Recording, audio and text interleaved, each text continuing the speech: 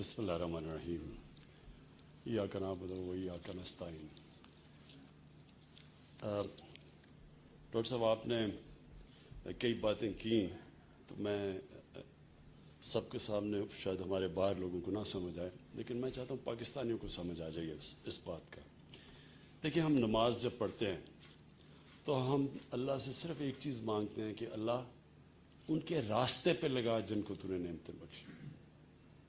ہم منزل نہیں مانگتے، ہم راستہ مانگتے ہیں، کیونکہ منزل پہ اللہ پہنچاتا ہے۔ جو ابھی آپ نے بات کی، یہ ہمیں بڑی غلط فہمی ہوتی ہے، یہ تکبر ہوتا ہے کہ میں نے بڑا کوئی کام کیا یا میں جیت گیا یا میں نے کوئی یونیورسٹی بنائی۔ انسان کوشش کرتا ہے، اللہ نے انسان کے ہاتھ میں کوشش رکھی ہے، کامیابی تو وہ دیتا ہے۔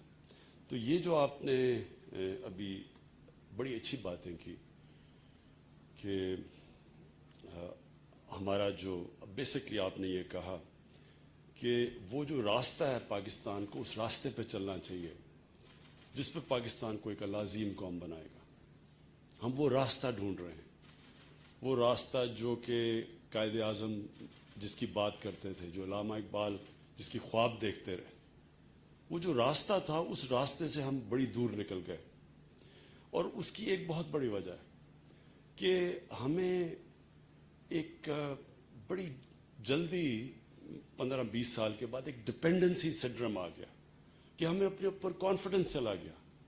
ہمیں ایک کلونیلزم کا جو ایک بہت کلونیلزم تو ہے ہی تباہی ایک قوم کے لیے، کیونکہ ان کے اندر سیلف ورتھ کانفیڈنس ختم کر دیتی ہے۔ لیکن جو انہوں نے ہمیں ڈپینڈنسی سنڈرم پہ لگا دیا کہ ہم ایک غلام ذہنیت کے لوگ ہیں، جو بھی ترقی کرتی ہے تو وہ مغرب کرتی ہے اور ہم ان کی بس اسے سیکھتے ہیں، یعنی ہم اچھے غلام بن جائیں۔ میں جب پہلی دفعہ، میں صرف آپ کو یہ مائنڈ سیٹ کی بات بتانا چاہتا ہوں کہ میں جب پہلی دفعہ انگلینڈ کرکٹ کھیلنے گیا پاکستان ٹیم کے ساتھ، تو میرے سینئر پلیئرز جو تھے، میں تو 18 سال کا تھا، میں بڑی خواب لے کے گیا ہوا، تو میرے سینئر پلیئرز نے مجھے کہا کہ اگر ہم انگریز سے عزت سے ہار جائیں تو یہی ہماری کامیابی ہے۔ یعنی وہ اتنا ایک کمپلیکس تھا کہ ہم ان سے جیت ہی نہیں سکتے۔ یہی مائنڈ سیٹ ہے ہر جگہ پہ۔ کیوں نہیں ہم اپنے سائنٹسٹ پروڈیوس کرتے؟ کیوں نہیں ہم اپنی چیزیں ایجاد کرتے؟ کیوں نہیں ہم کسی فیلڈ میں اپنے پیٹنٹس لگاتے؟ جس طرح یہ مائکروسافٹ ہے یا یہ فیس بک ہے، یہ ان کی میں ورتھ دیکھ رہا ہوں، ہمارا سارا بجٹ سال کا 40-50 ارب ڈالر ہوگا، 60 ارب ڈالر ہوگا، اس کی ایک کمپنی کی ورتھ 2000 ارب ڈالر ہے۔ کیونکہ جو آپ نے بات کی کہ وہ ٹیکنالوجی انوویشن اس طرف نکل گئے ہیں، اور ہم ایک بس جو وہاں سے ہمیں چیز آتی ہے، ہم کاپیز بن گئے ہیں، ہم کاپی کرتے ہیں۔ تو یہ جو خواب تھی آپ نے ڈاکٹر صاحب، مجھے بہت پہلے میں ابھی ہمیں گورنمنٹ نہیں ملی تھی کے پی میں، تب سے آپ وہ بات کرتے تھے کہ یہاں ہمیں سیٹ اپ کرنی ہے جوائنٹ کولیبوریشن سے باہر 8 یا 9 یونیورسٹیز کوالٹی کی، مجھے یاد ہے یہ بھی آپ کہتے تھے۔ اور آپ نے پھر ٹھیک کہا کہ پھر پیپلز پارٹی کی گورنمنٹ آ گئی اور پھر وہ کہتے ہیں the rest is history۔ تو اب ہے ٹائم کہ ہم اسی راستے پہ جائیں جس راستے پہ پاکستان کو آتے ساتھ ہی جانا چاہیے تھا جب ہمارا ملک بنا۔ اور بدقسمتی سے ہمارے جو قائد اعظم تھے وہ زیادہ دیر زندہ نہ رہ سکے، کیونکہ مجھے پورا کانفیڈنس ہے جو ان کی سوچ تھی انہوں نے ہمیں اس راستے پہ لگا دینا تھا۔ وہ راستہ ہے اب کہ پاکستان اب اپنا راستہ بنائے، ہم اپنے ذہنوں کو آزاد کریں کہ ہم کوئی اچھے غلام نہیں بننا چاہتے، ہم ایجاد کرنا چاہتے ہیں، ہم نیا راستہ ڈھونڈنا چاہتے ہیں، اپنا راستہ۔ اور وہ آئے گا سائنس اور ٹیکنالوجی سے، نالج اکانومی سے، وہ تعلیم سے آئے گا۔ ہماری دو بڑی ایڈوانٹیجز ہیں۔ ایک کہ ہمارا دنیا میں سیکنڈ ینگسٹ پاپولیشن ہے، ایک ینگ آبادی ہے۔ دوسرا، ہمارے پاس بڑا ٹیلنٹ ہے۔ جس طرح ڈاکٹر صاحب نے کہا کہ جب آپ دیکھتے ہیں ہمارے او لیولز اور اے لیولز میں بچوں کی پرفارمنس، تو اس دنیا میں کمپیٹ کرتے ہیں۔ اسی طرح امریکہ میں دیکھ رہا تھا کہ جو پاکستانی امریکن پاپولیشن ہے، وہ ٹاپ 3-4 ایکیڈیمکلی جو ٹاپ پہ جو ایتھنک مائنورٹیز ہیں، ان کے ٹاپ کے اوپر پاکستانی 3-4 ان ایتھنک مائنورٹیز میں سے. تو اس کے لیے یہ ایک بہت بڑا سٹارٹ ہے آج. یہ جو فوق شلے، اس کو ذرا لوگوں کو یوز ٹو ہونا پڑے گا، فوق شلے، لیکن یہ بڑی ٹاپ ان کی انجینئرنگ یونیورسٹیز ہیں، انسٹیٹیوٹس ہیں آسٹریا میں. ان کے ساتھ اور چائنا کے ساتھ، اور ہمارے بہت بڑی ایڈوانٹیج ہے کہ چائنا کے ساتھ ہم سی پیک میں بالکل اب سیکنڈ فیزز میں جانے لگے. پہلے تو کنیکٹیوٹی تھی، سڑکیں تھیں اور پاور اسٹیشنز تھے. اب ہم اس کو اسپیشل اکنامک زونز، وہ جو بھی ابھی ہم نے رشکی میں جو بھی کے پی میں شروع کی ہے، تو وہ شروعات ہے. تو اب انڈسٹری کے اندر بھی ان کی انڈسٹریل ریلوکیشن، ٹیکنیکل ہیلپ، وہ بھی ہمیں چاہیے ہوگی. لیکن سب سے زیادہ ہمیں ادھر ان کی مدد چاہیے. جو نئی ٹیکنالوجیز ہیں، آرٹیفیشل انٹیلیجنس، بگ ڈیٹا، یہ نئی چیزیں آ رہی ہیں دنیا میں، اس کے اندر ہمیں ان کی مدد چاہیے. اور یہاں جو کولیبریشن کی ہے ان کے ساتھ 5 چائنیز یونیورسٹیز اور 3 آسٹرین. یہ آسٹریا دنیا میں مانے جاتا ہے انجینئرنگ کے اندر، اور چائنا ساری ان ٹیکنالوجیز پہ اوپر جا رہا ہے. تو یہ ایک بہت بڑی، ایک پاکستان کے لیے، پختونخوا کے لیے نہیں، یہ ہری پور کے لیے نہیں، یہ پاکستان کے لیے ایک بہت بڑا step in the right direction ہے.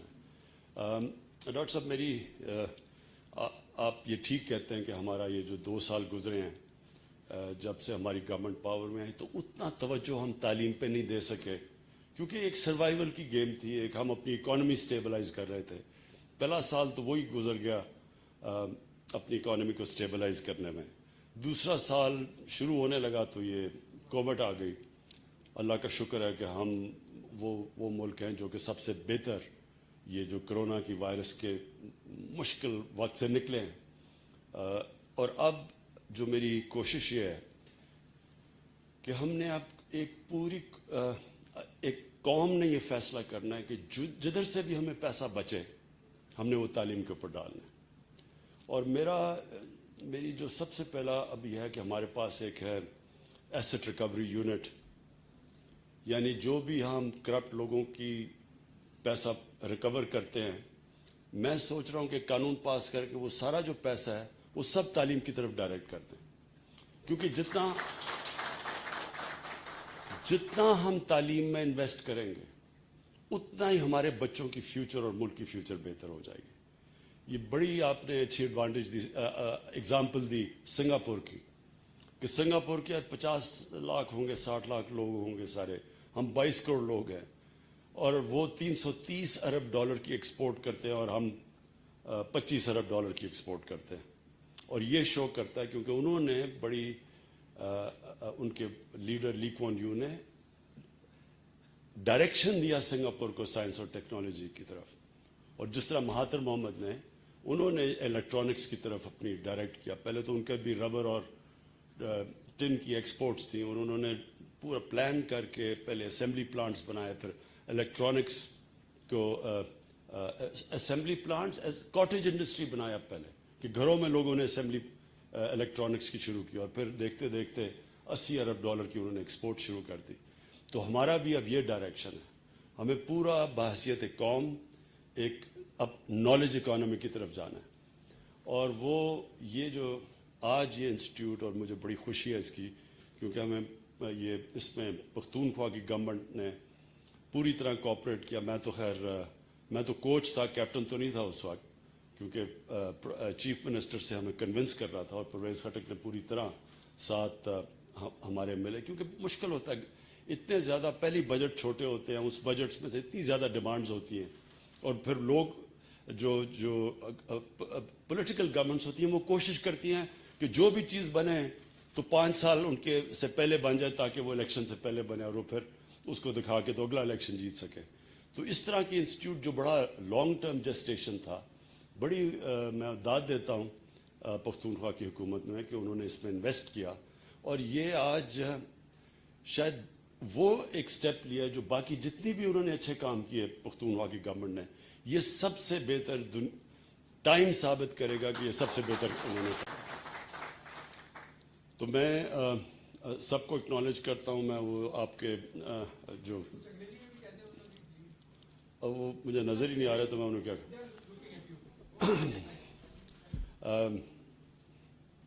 مجھے بھول ہی گئی انگریزی. I want to take this opportunity to thank people sitting in China and in Austria. I want to thank them for the cooperation and the way they have helped us in setting up this institute and for future cooperation. So I want to thank you, and from our side, from the Pakistani, from me as the Prime Minister and my country, we want to welcome you to Pakistan. Whenever you have time, please come over. You will be our honored guests. Thank you. Okay, ji.